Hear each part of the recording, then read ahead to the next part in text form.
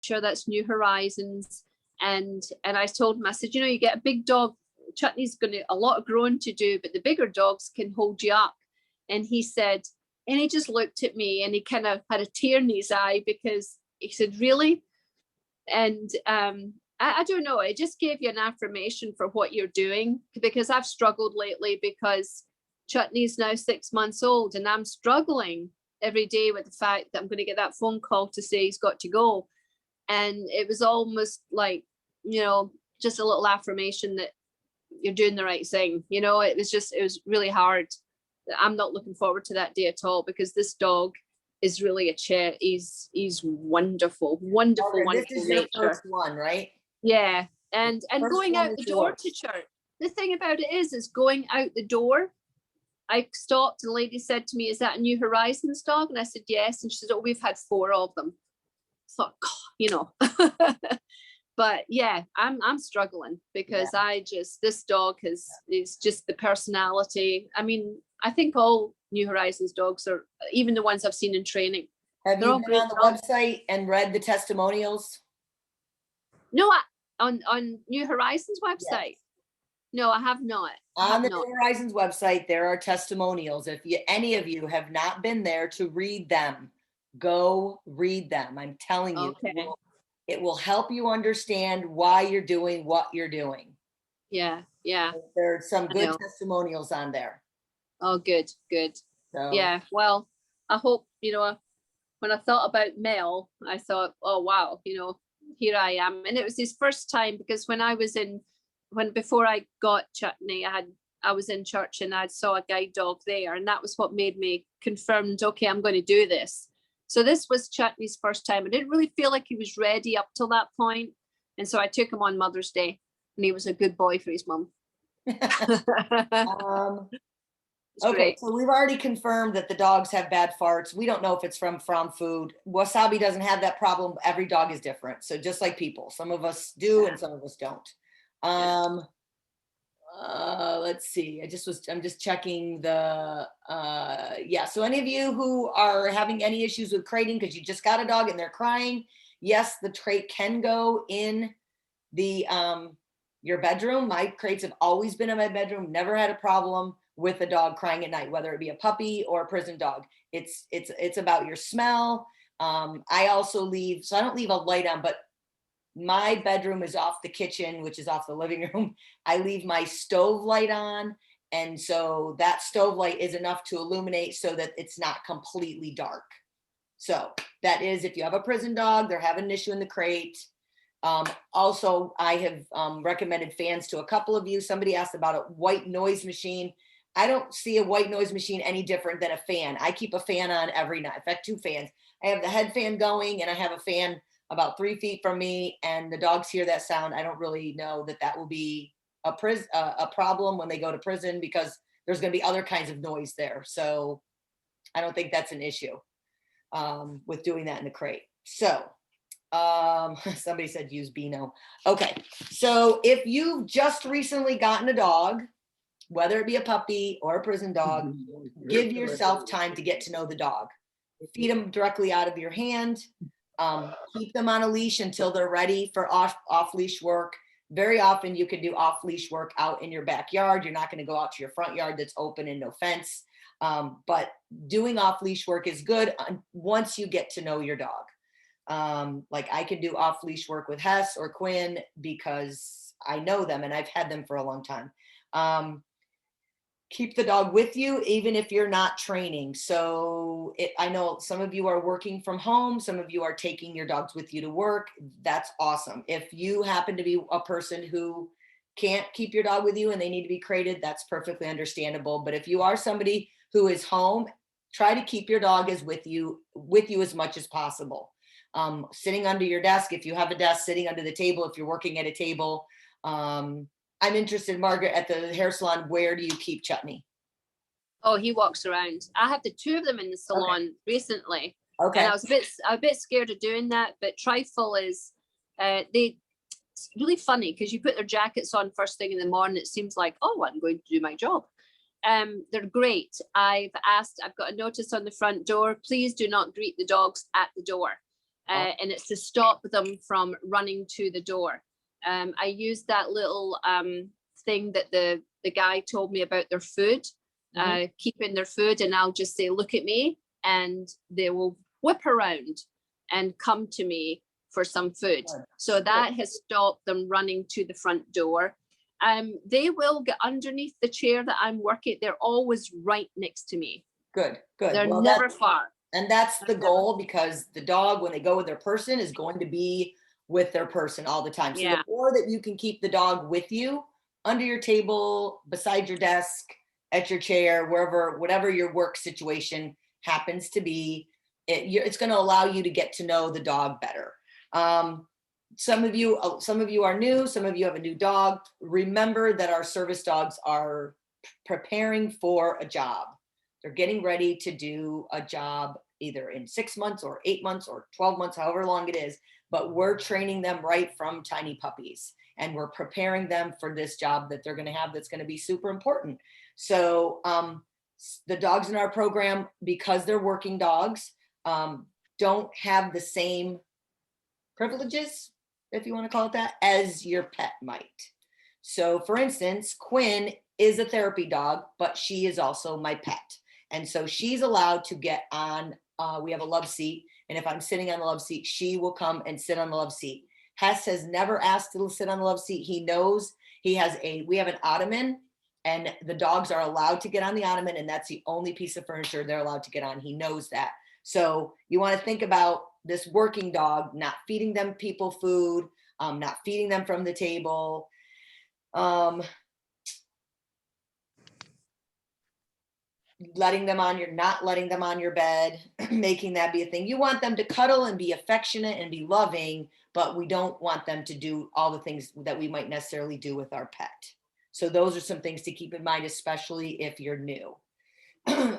Your training times when you're working with your dog can be anytime. Like if you're sitting on your couch and you want to work on sit and down, do it from your couch. You don't have to be up walking around. It doesn't have to be in a specific spot. In fact, the different places, I try to feed Wasabi at different places so he understands what weight is wherever he is. And he's always waiting for his food. So that's something that you want to just use different training areas. Maybe go outside and train and you have them on the leash, and then maybe you're in the living room, and then maybe you're in the kitchen, maybe you're in the garage, just switching it up so it's not always the same place, always the same time. And you don't have to spend an hour every time you train them. If your dog is at this point, 5 minutes is good, spend 5 minutes with them and just practice sit, or just practice sitting down, or just practice them down and you walking away a little bit and a down stay. So it's not all about, oh my God, I've got to get this training time in, because really you can get it in at different parts of your day. So if you can use your normal everyday activities to get some training time in. Yep. When I'm doing the laundry, the dog comes in with me to the laundry room and we fill the basket. We've been teaching Trigby actually to pull the clothes out of the dryer and put it in the laundry basket. Bravo is not there at this point, but we can do heel work. We can do down and stay. He can follow me at a heel where I'm folding the clothes, putting away the clothes. And so there's a number of things. Just think about how you could have the dog around you and train little bits of things while you're doing just daily activities. Yes, that is correct. If you have an older dog, if you got a dog out of prison, chances are that dog knows all of their commands, or 95% of them.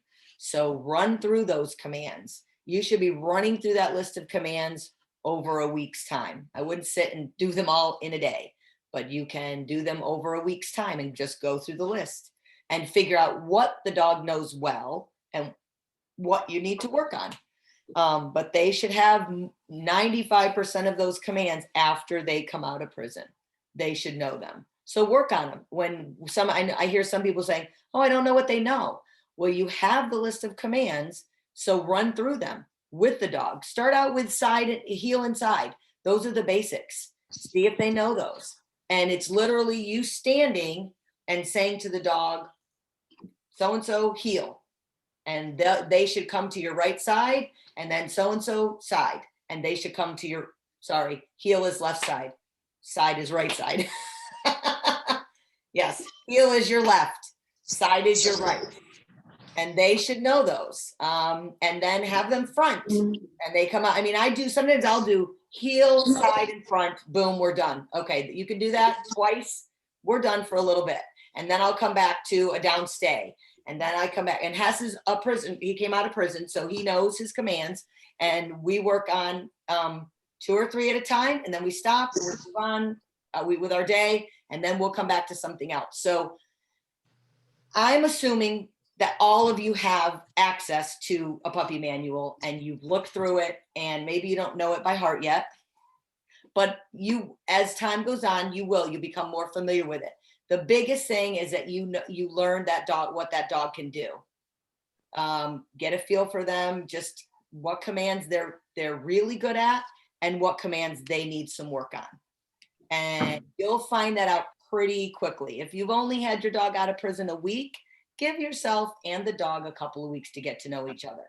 If you've had your dog at this point for 4 months, you should be working on those skills and honing in on the ones they don't know and working on those on a regular basis. I did want to address. Nice. Do you want some of those positions to be? Pardon me? With Bravo, we've noticed if we tell him down, he flops on his side. You know, he doesn't have a straight, normal obedience type down. He just flops. Front, he's all over the place. He's kind of in front of you, but he isn't really sitting in front and facing you. Wonky to the sides, back and forth. I don't know if he was allowed to do that, or he's just playing around with us. He knows he's supposed to be in a different position. Right. And I sometimes don't know how accurate, everybody is being. Right.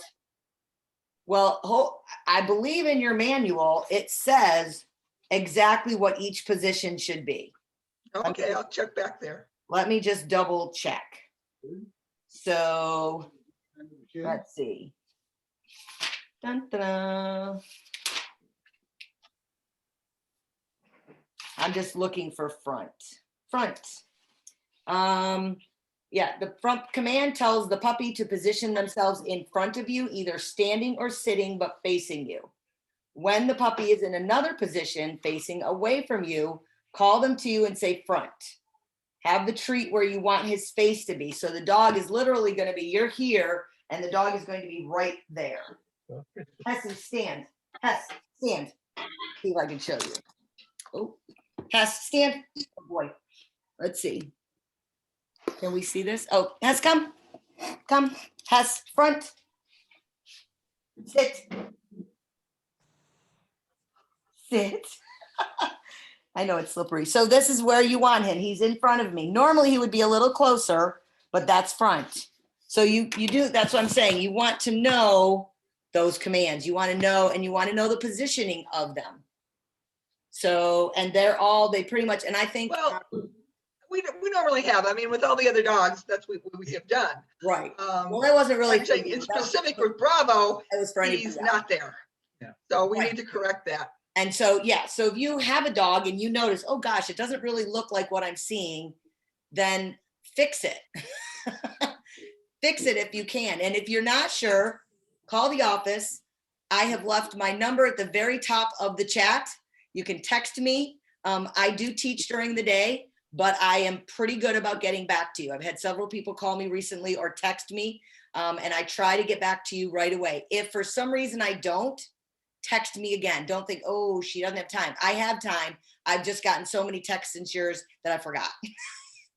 So you agree with the down position also? You should be in like an obedience down. Yes. Yes. Okay. Yep. Let's see. How often should training of get the item give should be done each day? Yes. If you have an older dog, that retrieval should be practiced on a regular basis. They should be able to be picking up items, keys, phones, clickers, remotes. They should, even if you just do it once or twice a day. But yeah, that retrieval, because that's one of the things our dogs use the most. So you should be familiar with that. Look, get it, bring it, give. the whole sequence of retrieval. So great question, Kathy.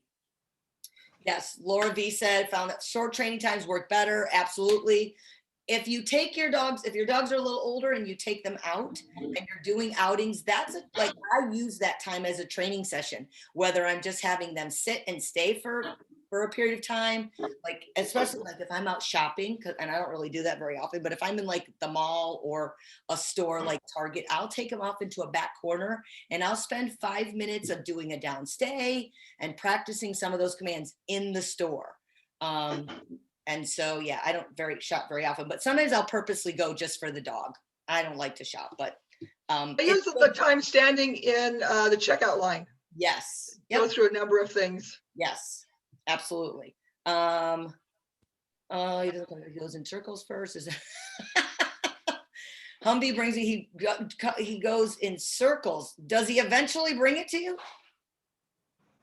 Yeah, he does. Oh yeah, he always brings it to me, but he like, I don't know, he wants to like parade around with it first. Well, Is that I would okay? try to get him to come right to you.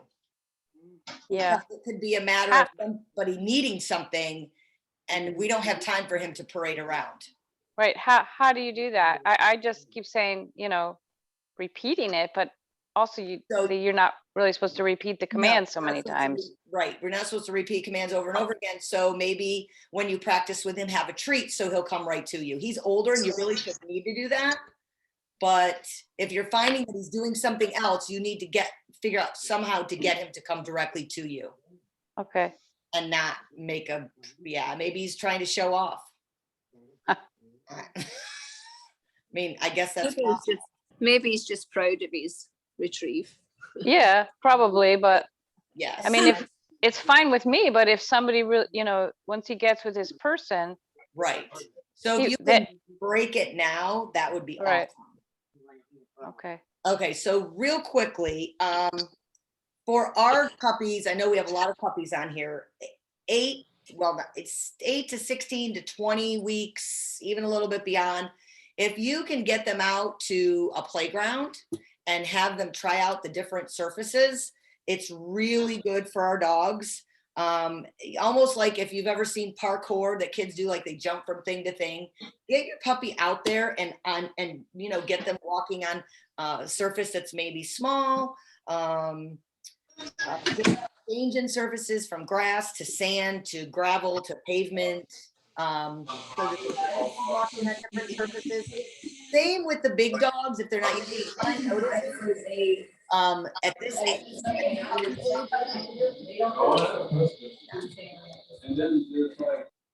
okay. At the Somebody have their sound on. Yes, I just turned it off, I think. When they're small puppies, they'll walk over grates, you know, like that's in the middle of a parking lot. And then as they get a little older, they stop. They're like, oh no, and they kind of back away from it. So Wasabi's been walking over. In fact, his one paw kind of fell down the other day. He's like, oh, and he just kept going. And I thought, boy, I wonder how long he's going to do that. So if you can, and I used to work with it with Tank also. He wasn't afraid of it. And then he came to a point where he was. So our dogs do go through fear periods where they're doing something 1 minute and then a week later, 2 weeks later, they go through where you're like, wait a minute, you were just doing this.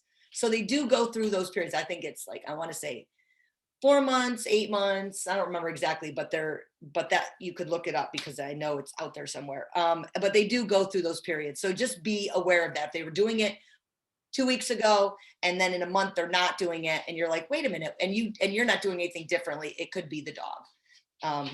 And if you continue to gently work with them, they're going to get over that. I don't know about the grates though. I'm still working with that to see if that's something that a dog eventually gets over. Some of my dogs are real good at it and others are not, depending on their age. If you have access, and I know up here in the Central Florida area, we're going to try to work on this with somebody, but if you can go through the canine, the CGC, in your area, you have somebody that'll do the CGC with you. It's really good to take your dog through that and do that. It's like a certification. It's the basics. It's walking nicely on a leash, sitting, standing, down, come. I think there's 10 things a dog has to do. And we used to do it when I first came to New Horizons. It was something we worked on and got our certificate. Then we got away from it. I don't know if there was somebody, you have to have somebody who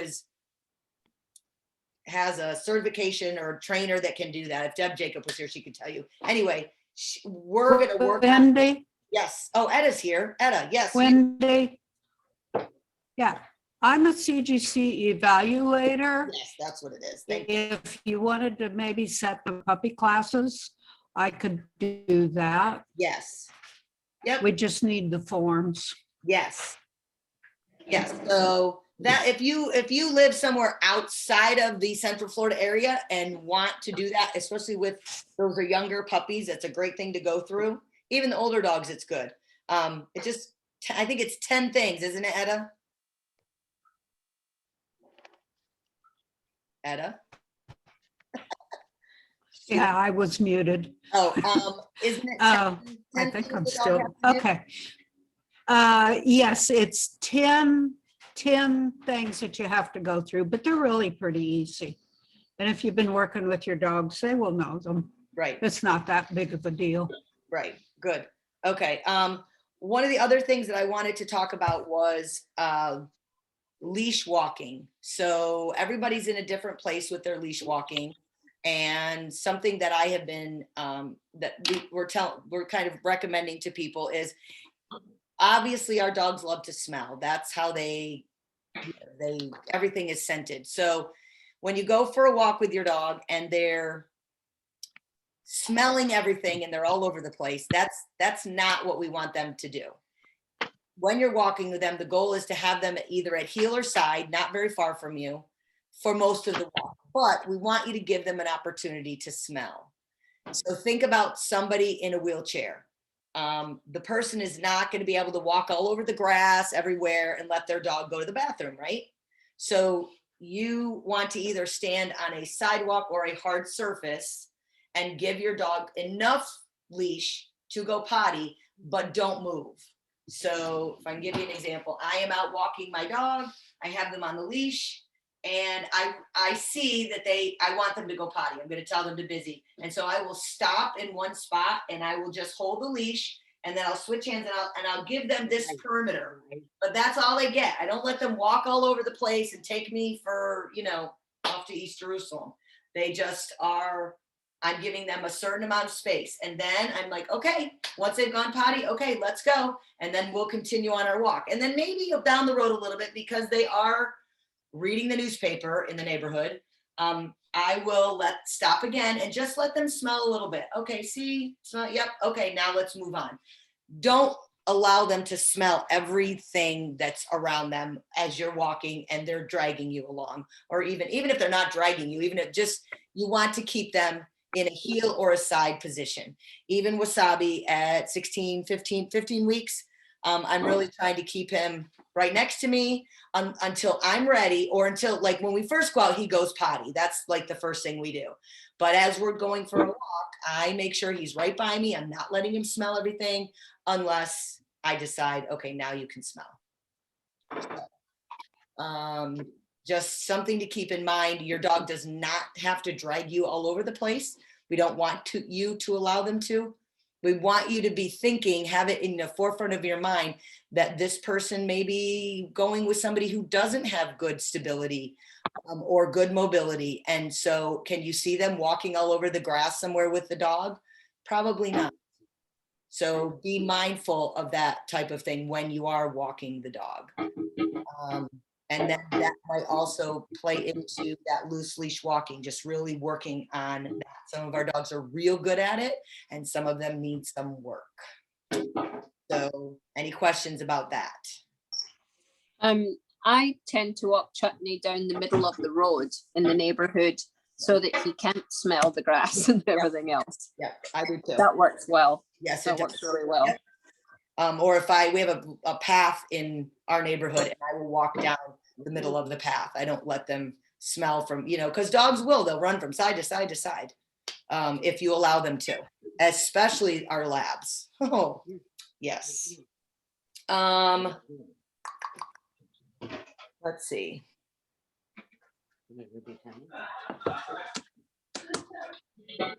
Okay, what time is it? 8:06. Okay, let me just check this. So, da-na-na-na. Lay down, not wanting to move, and I needed to walk. Okay, and Fennel's little. Yeah, we're having that issue apparently with a few dogs. So if your puppy is just laying down, give them a few minutes, maybe 30 seconds, because Wasabi will do the same thing. We'll be walking for a while, and then he'll stop and stand and look at me. And I don't know if they're tired. I don't know. There could be lots of reasons why they're just stopping. And so I'll wait a couple of seconds, and then I'll be like, and then I just act really excited. Come on, let's go. And then he's like, oh, okay. So you got to figure out what works for your dog, what's going to get them going so that you're still in charge and they're not in charge. That's what all this is about. You being in charge, not them. You letting them know that you're the one who is in control, not the dog. So, Somebody's unmuted. yes, I see that. I hear that. Okay. Just lays down, refuses to move. Yeah. So that's something you're going to have to work through. Yeah, make it fun. Make them want to come with you. So somebody says they have a question about barking. Jen Ryan with Jumanji. Yeah, so we've talked before about Jumanji and barking when I first got him out of prison, and he is doing better without barking at a lot of noises. We're having a really hard time watching TV in the evening because he watches TV and he, like, for example, he really hates the Charmin Bears commercial, or like a commercial with dogs, or he hears barking and he'll run at the TV and bark at the TV. And it doesn't even have to be a sound. He could just see the Charmin Bears on the TV and it will set him off. So is that suggestions how to correct that? Is that on a regular basis? It is most evenings. If he hears or sees something on TV, he will.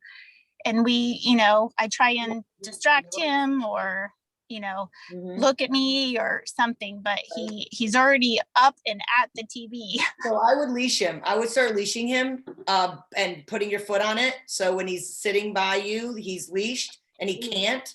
And then if he starts to respond to the TV, I would suggest that you take him, you have the leash, take the leash and take him out of the room and go do something else. Anybody? I've not dealt with it. I've had dogs who like to watch TV. They like soccer. They like the ball, but I'm not where they go after the TV.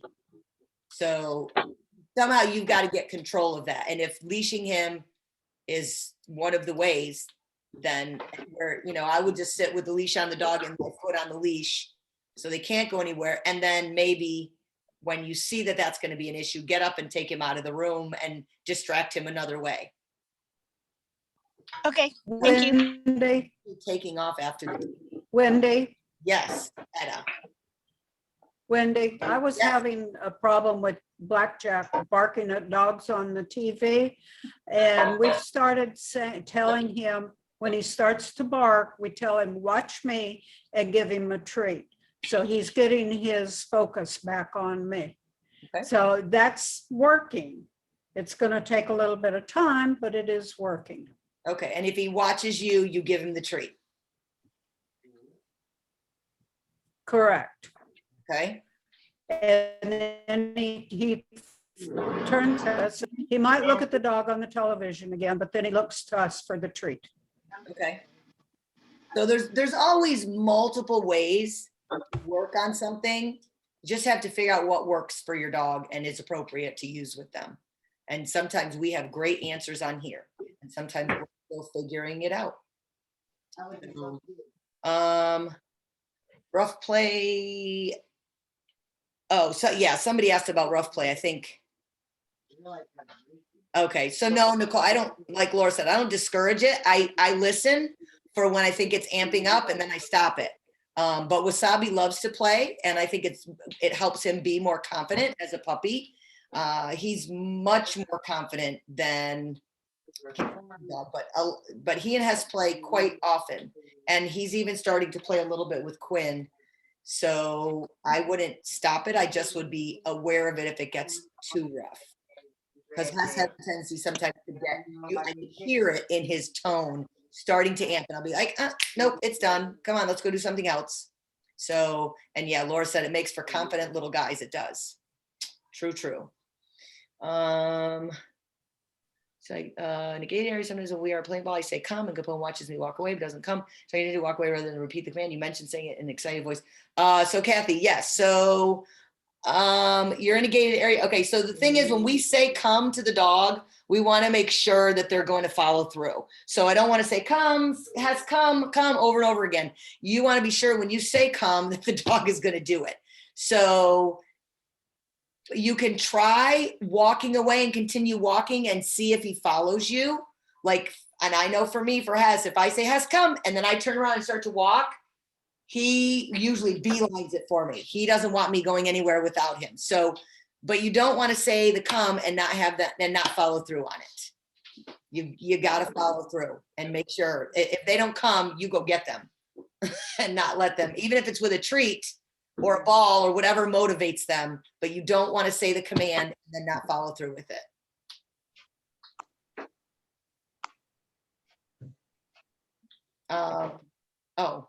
Thank you, Andy. That's good. I appreciate that. Okay, somebody has a grooming question. Yeah, that was me. So when you were talking about like, only trim their ears and their paws, I know that, but I'm pretty good at knowing when Blinker's about to go into heat. And when she does, about a week before, I'll go get her a Sani cut. Is that okay? They just trim the hair, back in the rear end part. Well, so for breeders, April, it is a little bit different. The rules are a little different for breeders. So if she's coming into heat and you're going to be dealing with some things and trimming her a little bit is going to make it easier on you, that's your call. Yeah. Okay. Not Wanted to make where, Oh yeah. Yeah. You know how our fearless leader gets. I just wanted to make sure. Yes. If I say command and Sage doesn't want to do it, she will bark and start. Ooh. Oh, no. Absolutely not. So Carlina, you got a little pill there on your hands, it sounds like. Sage is, I call her Sassy Sage. She has, the vet is just like, woo, she's pretty vocal, isn't she? I was like, yeah. Wow. It's funny because the person who has Fiji, Jessica, Fiji's a little sassy as well. It's with female. Oh no, just kidding. So I wouldn't let her get away with that. I would use that sound, or we don't use no a lot, but tell her, let her know that is not okay. And then she needs to follow through with the command, even if you need to reset her, like going, maybe moving yourself 5 feet from where you are, maybe getting her excited about just doing whatever command because she still is a puppy, still little, but you don't want to let her get away with barking and growling. And I'm sure it's a play growl. Sure, it's it's just it's her talking. So it feels like, you're right, Laura. It feels like she's trying to tell me like, no, I don't want to do it. Yes. That's what it sounds like. If she's talking and growling but still following through with the command, that's okay.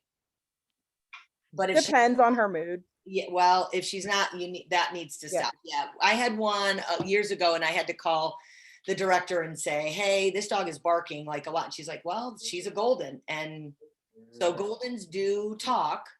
I find out they talk more than I don't know if that's true. I think everybody would say differently, but anyway, I wouldn't. So her growling is talking. She's not really growling, but she's kind of being sassy about whether she's going to do the command. So the goal would be for you to follow through on that command, regardless of what back talk she's giving you. Got it. Thank you. Absolutely. Yes. Anybody else have anything? I would say that Trifle's a talker too, and she's got a pitch that will absolutely cut your ears in half. She has got a high pitch. and it's usually when she's just protesting something, she's kind of like, she's a girl, she's sassy. Yeah. But she gets the she gets told. That's the thing. So we want to remember to be super firm, and we do very loving, but also very firm, because Hey, get away with things, no. we let them. So one of the things I did want to mention, especially to those of you that are fairly new, maybe 6 months to a year, is just the commitment that you've gotten yourself into. There is a lot of work to it. It's definitely rewarding. But if you're having issues, please reach out. Like I said, I left my number at the top. I'm more than happy to help you. And if I can't help you, I will find the answer for you. But don't give up. Don't get to the point where you're like, oh, I can't do this. Because we really, New Horizons really appreciates their raisers. We couldn't do it without you. We couldn't send dogs out to people who really need them without you. And so don't get to the point where you're frustrated and you want to walk away or you want to turn the dog in, because we don't want anybody to get to that point. Somebody is there to help you, whether you call the office, whether you text me, I know some of you may know Etta or you may know Sue. Reach out to somebody and we will do whatever we can to give you the support you need, because we don't want anybody to quit. And I know there are life situations that come up where that it has to happen, but we wouldn't want you to quit because you can't figure it out. We want to help you figure it out. It's a wonderful, rewarding experience to raise a dog and then watch your dog go on and be somebody's, I don't want to say, but service dog and change their life. So just understand the commitment. And if you're going to talk to somebody else to try to convince them, think about their life situation, what they might be going through at that time, what their commitments are. Like, not everybody can be a puppy raiser. Not everybody can raise a prison dog. It's just, they can't. Either because of the way that their lifestyle is or whatever. So consider that before you talk to somebody, although we love it when you do talk to people, because all of you sitting on here either saw it on our website, talked to another raiser, somehow you got here. And so it's important for us to talk to other people, but we just want to really be sure that they can commit it, because it is a commitment. It's something that, you do on a daily basis. It's not like when you read a book and you read a few chapters and you put it away and you don't read it for another couple of days. These dogs depend on us, and the person who's going to get them depends on us to do a really good job at raising them. And so, one, we want to be consistent. And that's why this puppy manual is extremely important, because if we're all pretty much going by this, then we're all on the same page. But if you're off doing your own thing, then we're not going to be on the same page. And that dog, when it gets passed from you, is going to learn stuff, maybe, or maybe not, learn things that they should know. So we want to be sure that we're checking out our manual. Thank you to those of you that said, I'm learning my commands. Those are important. That's how it gets passed from, the dog comes from me to Dina, to April, to Margaret, wherever the dog goes, we need to be consistent. So I had talked to Kate today, and she had asked me to make sure that I just kind of reiterated how important this commitment is when you take on a dog. And when you share it with somebody else, you want to make sure that they're ready, that their lifestyle can accommodate that dog. So that was one thing. And what was the other thing? There was one other thing. What was it? I don't know. It was that, and somebody said it earlier. I'm like, oh, I should have written down. I've been writing notes like crazy. So maybe that's it. Any other questions? I just have one. I'm hoping to take Chutney on a plane ride. And do I need permission when I take him out of state, or?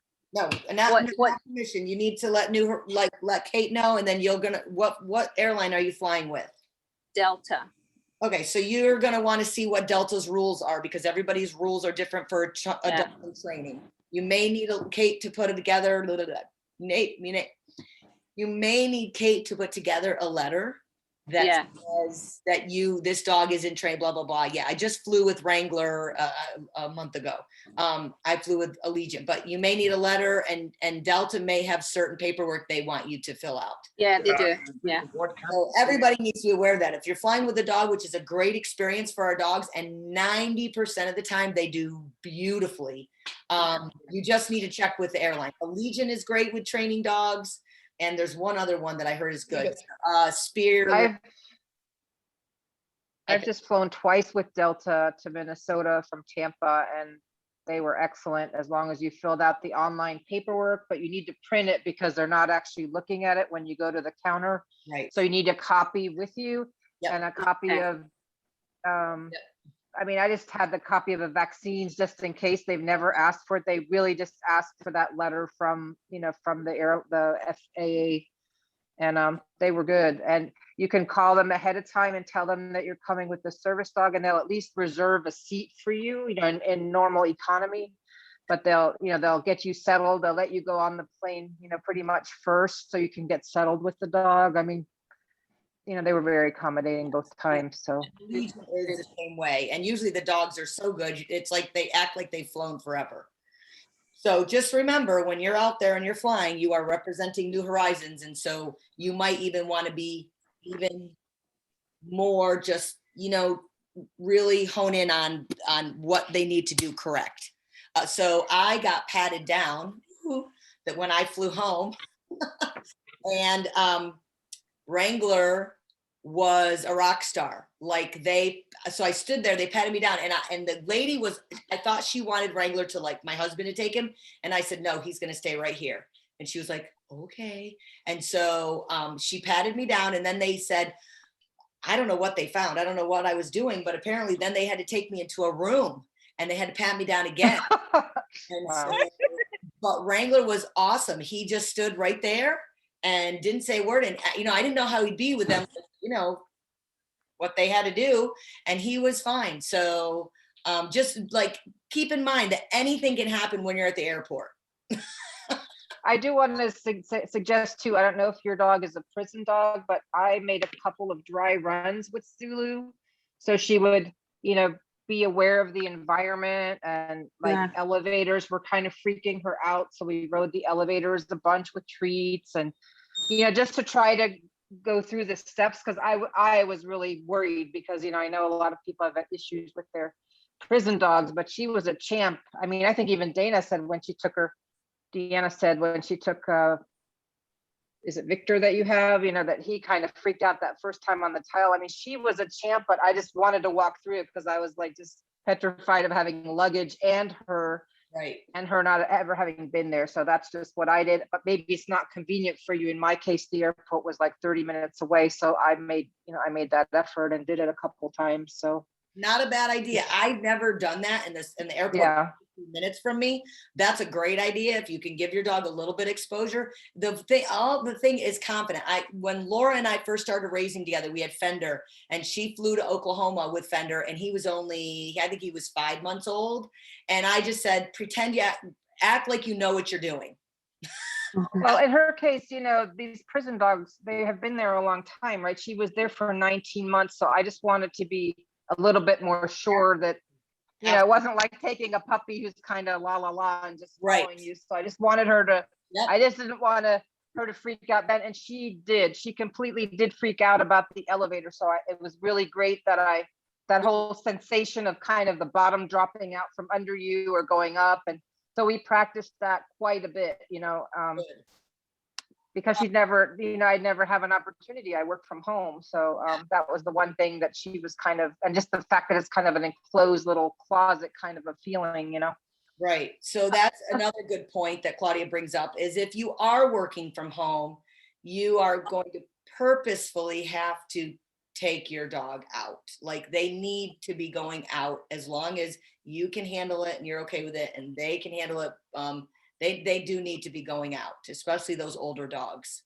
Home Depot, Lowe's. I mean, even if you make a weekend trip to Lowe's every week, they need to be going out and getting exposed. Go to the mall, get on an elevator. I mean, you could stay away from people, but get on an elevator, take gloves, yeah, whatever you feel comfortable with. But just getting them used to things. Zula was very freaked out about those big red balls in front of Target the first couple of times she Yes. saw them. And Yes. when I took her to the mall, there were these like signs on the floor, like little stickers that were kind of like walk here for the COVID stuff. And she was trying to walk around it. So we kept walking over and over and over them until she was just like realized it was nothing. It was just a sticker, or Right. there was like a giant lion, in front of one of these stores, and she was really nervous. So everything like that, we just stopped and let her investigate and get close and get over whatever fear she was feeling, so. One other thing about planes, real fast before we leave that, be aware that very often the airlines will seat folks with emotional support animals in that bulkhead seating that's the first row right as you come in. And you cannot see who's in that row, what animals are there until you come around. So it might be helpful to be sure that you have an extra short. I don't trust the ESAs. We've had a couple of snaps and yaps at service dogs that I've flown with. Just be aware, because they're usually right there in front where you come in on, and then you turn the corner and woo, there they are. And they may not be all settled in yet. So that's When I be aware get of. to the gate, I'm kind of trying to be aware of if anybody even has a dog. So I'm already aware of if there's another dog even boarding, so I try to definitely be aware of who else is boarding that flight with me. Right. Okay, I'm going to show you guys just a quick video if I can do this right. Let's see. Okay, share. Hold on a second. I did it before. Let's see if I can do it again. All right, you are screen sharing. Yes, I am. Nope, I don't want that. Hold on. Okay. Go. Where in the world can we take her that has an elevator? The mall. I thought about that. She hasn't been to the mall. I actually have a couple of comments. Hospitals. Hospitals. Hasn't been there either. If you're going to a timeshare, is there anything that you're driving? Is there anything that you need to take with you to prove that she is a service dog other than her harness or her kerchief? Shouldn't have to be. Shouldn't. Okay. Yeah. I don't have to call ahead and say we're bringing one. I never have, but it's up to you. I mean, that's your That call. was a good idea on the elevator because we're on the 4th floor and she will have to go up an elevator. Mm-hmm. So that's a good idea to try someplace.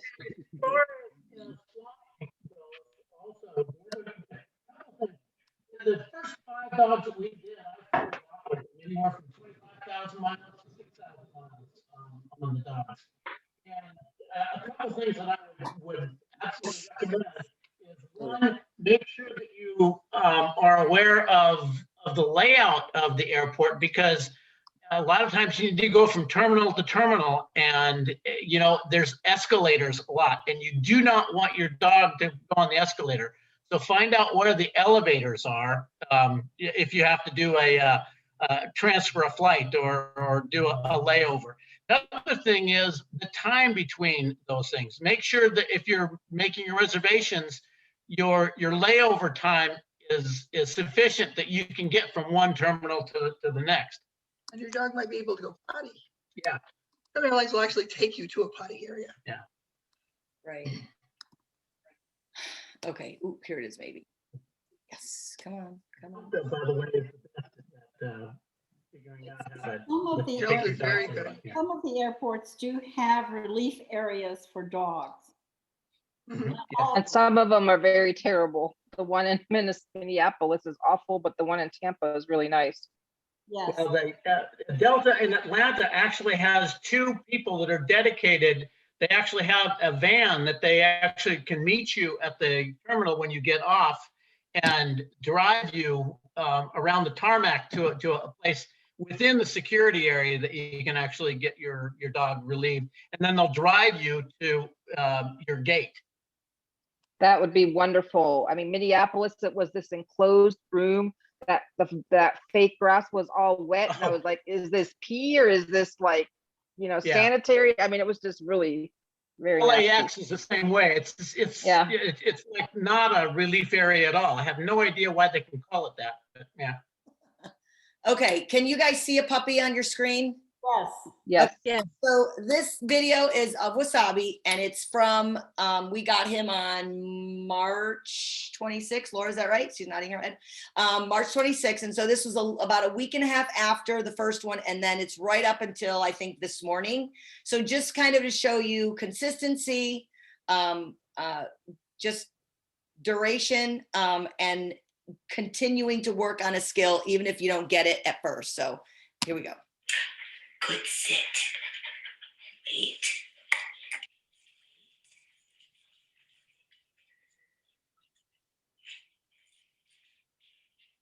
Release.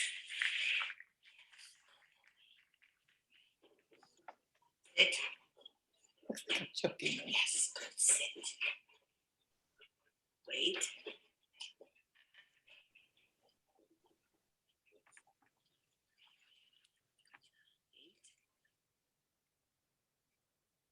Release. Good boy. So just so you know, I'm not choking him. I'm just holding him back. And he's literally, when he was just the first few weeks, his little butt was going. He just couldn't wait to get to that food. And I wasn't letting go of him until at least I could feel his body kind of settle. Like, okay, she's not going to let me at the food until I've settled. So sit. Yes, good sit. Yes. Wait. Wait.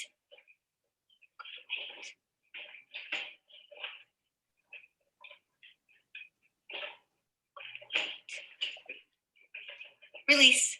Yes. Sit. Yes, good sit. Wait. Wait. Good wait. Good wait. Release. Yes, good boy. Sit. Yes, good boy. Good wait.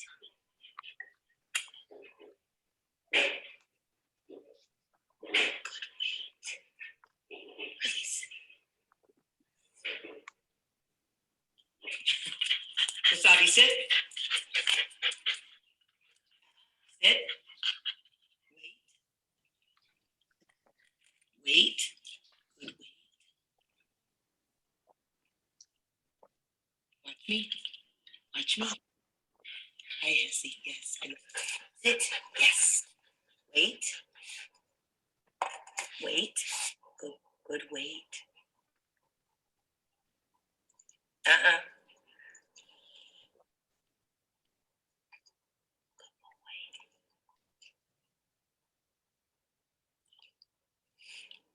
Release. Wait. Release. Wasabi, sit. Good sit. Wait.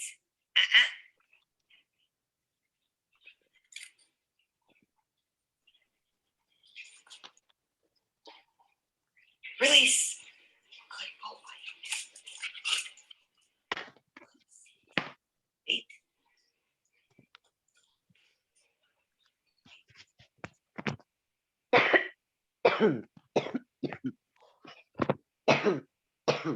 Wasabi, sit. Good.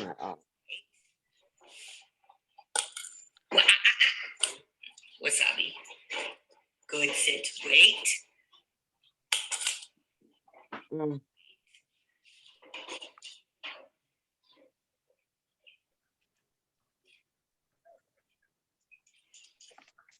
Release. Okay. Good sit. Nope, nope, nope, nope. So That's been over the course of about 5 weeks. I work on it. Laura works on it when he goes to her house. But that's what, I mean, that's just one command. That's wait. Now I'm starting to incorporate while he's sitting there watching me. At first, it was just getting him to focus on wait. And so now we're working on waiting at doors. We're waiting on getting out of the car. But it's just consistency. Every single time that dog has to wait for food. Every time I open the car door, dog has to wait. Every time I open the front door. So if you think, oh my God, this is taking me so long. Well, it does. It just takes a while for them to get it. For him, what was that? 4 weeks, about 4 weeks to get it where, and you saw me slowly taking away my hand, trying to start to give him a little bit of, okay. And now we've got it. He still gets excited when he eats. He bounces up and down, but he knows he's got to sit, and he knows he's got to sit there and wait. So if you are frustrated with a command, keep working at it. It's possible. It's just all about consistency and doing it on a regular basis. So before we close out, any quick questions, any comments, any additions? I did want to share a couple things with you before, but anybody have anything they'd like to say before we get out? I just want to say thank you to everybody, because my husband has Boggle now, and my husband went to the beach with me and the kids for the first time in 3 years last weekend. So it really does make a change. That's awesome. Oh, that's wonderful. Yes.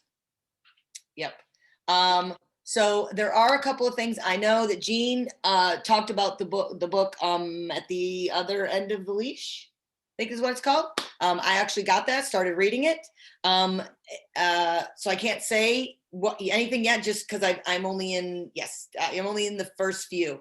There's also a really good podcast if you like to listen to things. What's it called? Where's the podcast? There it is. It's called My Library. It's called Search. It's called and it doesn't have some of the commands you'll hear and you'll be like, oh, we don't use that. But I found it helpful for just like basic dog training. They had some good it's called Creative Dog Training. It's with Margaret Davis, and it's a pretty good podcast. There are some things they use no, and they use, which we do use no, just not a lot. And there's something else that they use, and I can't remember what it is. And I'm like, oh, we don't use that. But so you listen to it and you take from it what is good and what is helpful to you. There's another one called, let's see, I'll write this in here. This is Creative Dog Training, and it is a podcast. So I've already listened to it. She didn't post, period. A couple of times. So I just put that in the chat. Oh, wait a minute. I put that direct. Hold on. Let me fix it. Did everybody see? Yes, everybody saw that, right? Creative Dog Training. And then I use the puppy training pod. So for those of you that have puppies, and if you have a question about anything like, ooh, should I be doing that? Call the office, shoot me a text and ask, and will tell you. Because there's some things that are specific to our New Horizons dogs. And then what's the other one? So Creative Dog Training. Wendy, I don't see anything in the chat. Yeah, I don't either. I was just Oh, going you to say don't? that. Okay, too. hold on. Wait a minute. Oh, you know why? Because it's just going to Edda. Nice. Okay, hold on. Well, Edna really needs this. No, I got them. Okay. Yes, we know you got them. Creative Dog You're the only- Training. I typed too fast. And the puppy training podcast. The Creative Dog Training is also a podcast, and I get it on my my what's it called? Spotify. So I'm assuming you can also go on YouTube and probably find it. And there's another one. Brandon McMillan is another one. And his is Brandon McMillan's Canine Minded. So if you look up those names, you'll find things that might be helpful. Just so think about think about what you know about New Horizons and what you've learned in your manual. And I just take things that I'm like, oh, that would be really helpful. I could try that. So, be smart about it. Not everything is going to be for us. It's just not, but it's helpful sometimes when you hear it from another source and you're like, oh, I'm already doing that. Or, oh, I don't think we should do that. So, that's just some things. Also, I know on Facebook lately, there's been and it might be Susan Garrett. Yeah, they're offering I think it's Susan Garrett who's offering I see it every time I open my Facebook, training for like $49 or something. And I asked Libby, our advanced trainer, if she thought it was worth it. And she said, absolutely. And I'm pretty sure it's Susan Garrett. Of course, when Is it like a Zoom then or I online? think it might be that type of training. I'm looking. If I can find it, I'll post it on our friends page. That's the other thing. If you are not on our friends page, let somebody know. Kate, me, let us know if you're not on there. You have to friend somebody and then we invite you, but it's a private page, mostly for our puppy raisers, and some of our recipients are on there as well. So if you're not on the friends page on Facebook, please let somebody know. It's very helpful just to see. Sometimes people are asked questions. Sometimes we get people who need somebody to take a dog. I mean, there's all kinds of things, but it's just for us. So if you're not on there, let somebody know. And I think that is it. I'm sure we could be on here. I could be on here all night, but it's time to go.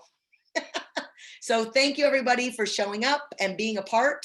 And our training on May 22nd, right, Laura? Yes, the Saturday is a training.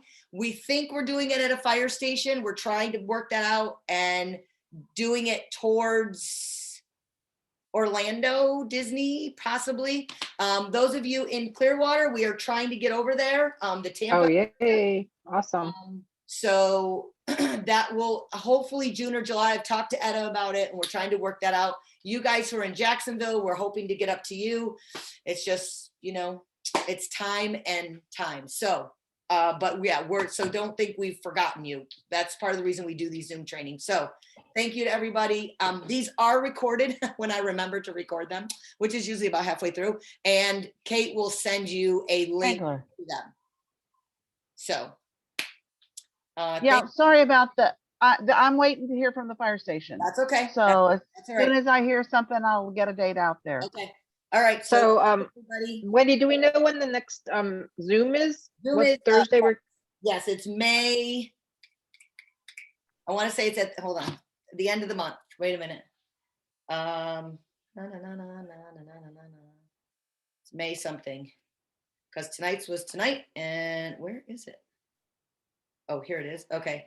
Yes, it is May 27th. The next Q&A for Zoom is May 27th. Kay should be sending those 3 dates. I think she just wanted to get tonight's out, but the Saturday is May 22nd. That's in person. And as soon as we have the location, we'll get it out to you. Kate will get it out to you. Okay. So May 22nd. And then we didn't want to do it on Memorial Day weekend because we thought people would be doing things. So we're going to do the weekend before. And then Thursday, May 27th will be the next Q&A, same time. Thank you, Wendy. Okay. All right, guys. Thanks, Wendy. Thank you so much. Take Bye. care. Take care. Bye-bye. Thank you. Bye.